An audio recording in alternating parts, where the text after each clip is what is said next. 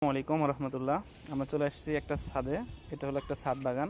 ভাই অনেক শখ করে ছাদ বাগান করছে, কিন্তু আসলে ভাইয়ের গাছগুলা মানে মারা যাওয়ার মতো ভাব, গাছের শক্তি নাই। কিন্তু ফল হয়, কিন্তু ফল বড় হয় না, ফুল আসে ফল হয় না। তো যার কারণে এই যে দেখছেন একটা পেয়ারা আসছে, কিন্তু পেয়ারাটা অনেক ছোটো। তো এখানে আসছি আমি, আমার সাথে আসছে আমাদের স্যার শাফিউল স্যার। আসসালামু আসলে আলাইকুম।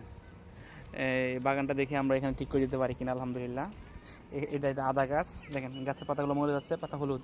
একটা আম গাছ আছে, ফুল ধরছে, আর আমের ইয়েও আসছে, এটা হলো 12 মাসে আম আর কি।